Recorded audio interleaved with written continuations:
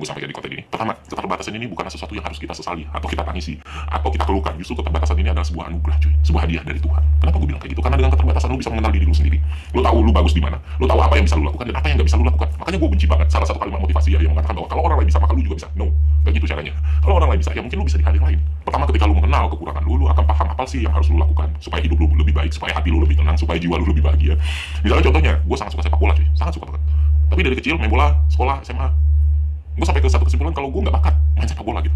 Dan gue udah ngerasa, oh iya, bakat gue nggak di sepak bola dan gue mungkin nggak akan bisa sehebat Lionel Messi ataupun Cristiano Ronaldo walaupun gue berlatih yang sama persis dengan mereka. Nah, andai gue nggak sadar sama keterbatasan gue ini, mungkin gue akan menempuh jalan itu terus dan pada akhirnya seberapa banyak waktu yang gue buang. Dasar penyusun manusia itu beda-beda gitu loh. Jadi ya makanya kita menghasilkan banyak banget spektrum. Era motivasi ini ternyata menghasilkan banyak hal yang negatif menurut, dimana pada akhirnya itu akan menyulitkan diri kita sendiri karena kita gagal mengidentifikasi masalah sebenarnya. Keterbatasan justru membantu kita untuk mengenali diri kita sendiri. Lu bayangin aja kalau ikan itu nggak sadar dirinya ikan, dia ngeliat monyet jago banget bel. Sekarang lu bayangin aja kalau lu lahir sebagai ikan, tapi lu nggak sadar lu itu ikan gitu. Terus lu lihat monyet, dia bisa manjat dengan cepat, lu jadi iri nih sama si monyet nih. Akhirnya lu belajar manjat. Ya lu ikan mau belajar manjat ya gimana pun bakal susah, ya kan? Tapi kalau lu sadar lu lahir sebagai ikan, lu nggak akan peduli monyet mau manjat kayak gimana, lu nggak akan peduli burung mau terbang kayak gimana. Ya lu fokus sama apa yang lu punya, yaitu berenang gitu. Kedua, keterbatasan justru yang membuat manusia saling terikat satu dan yang lainnya, Pak. Kenapa gue bilang kayak gitu? Karena kita punya sesuatu yang nggak bisa kita lakukan, tapi orang lain bisa. Nah, kebutuhan ini dasarnya dari keterbatasan, ya kan? Makanya keterbatasan lah yang membuat manusia menjadi makhluk yang sosial. Karena kita butuh ada orang lain. Karena ada hal yang nggak bisa kita handle, ada hal yang nggak bisa kita kerjakan. Lu bayangin sekarang kalau semua manusia bisa melakukan apapun yang dia mau, apapun yang dia suka, akankah manusia itu butuh dengan orang lain? No. Tapi karena kita nggak bisa melakukan apapun, ya makanya kita butuh orang lain, ya kan? Jadi ya bisa dibilang sehebat apapun seseorang, sebanyak apapun bakat dia dimiliki, pada akhirnya ya tetap aja dia punya kekurangan, tetap aja ada hal yang nggak bisa dia lakukan. Itulah kenapa manusia saling membutuhkan satu dan yang lainnya. Ketiga, karena sadar atas keterbatasan ini, gue jadi percaya kalau ada entitas yang bernama Tuhan. Nah, ini menarik sebenarnya. Sekarang coba kalian pikir, kenapa seseorang memilih untuk menjadi orang ateis? Sebagian besar mungkin ya karena banyak pertanyaan atau kondisi yang bertentangan antara apa yang dia pikirkan dan apa yang ada dalam ilmu teologi. Kontradiksi ini kan yang banyak ditemui oleh para ateis dan mereka memilih untuk ya sudah, berarti yang salah teologinya, berarti yang salah keimanannya, berarti ya mungkin Tuhan itu nggak ada karena pertanyaan gue nggak mampu terjawab. Hal-hal semacam inilah yang sering terjadi. Gue sendiri pun pribadi ketika umur gue masih belasan atau 20 tahunan awal, gue gak bohong, gue pernah dalam situasi mempertanyakan ketuhanan itu sendiri. Kenapa ya? Karena tadi, Pak, terlalu banyak pertanyaan yang kenapa gak ada jawabannya gitu. Seiring berjalan waktu, kalau gue ceritain panjang, akhirnya gue sampai di satu titik yang mana gue mulai merekonstruksi ulang pertanyaan itu.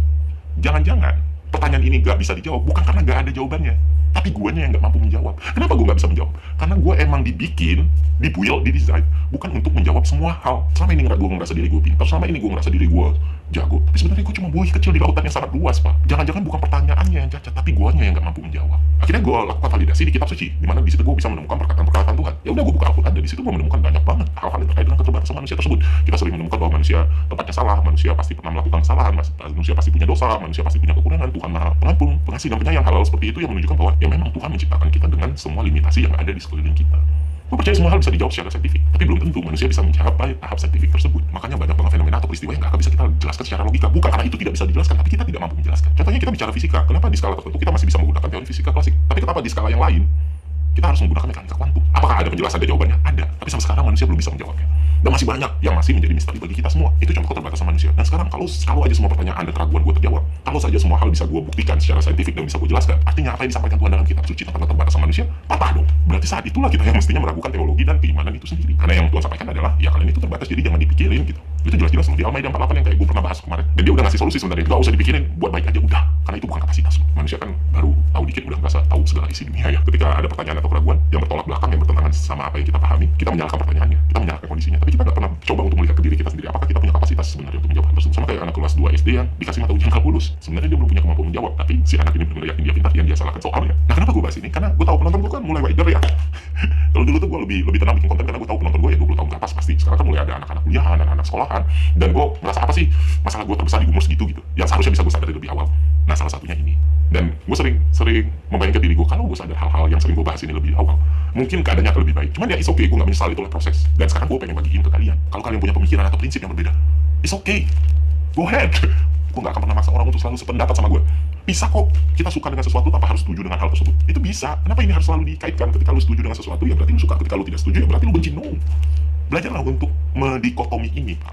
Percayalah, hidup lu akan merasa lebih baik gitu. Dan lu bakal bisa menerima apapun kondisi dan perbedaan yang ada di sekeliling hidup lu. Karena pada akhirnya perbedaan lah yang membuat hidup ini lebih indah kan. Karena spektrumnya jadi lebih banyak. Apa yang salah? Kalau memang berbeda ya apa yang salah dari itu gitu. Kok cara pikir gue beda sama Bang Ferry ya? Jangan-jangan gue salah. No, jangan kayak gitu. Gue bukan sumber kebenaran, Pak. Bisa aja hal yang gue sampaikan itu salah. Dan kalian harus close yang lebih dalam lagi. Itulah, mari kita mensyukuri semua keterbatasan ini. Sekian dari gue, semoga konten ini bermanfaat. Sampai jumpa di konten selanjutnya. See ya.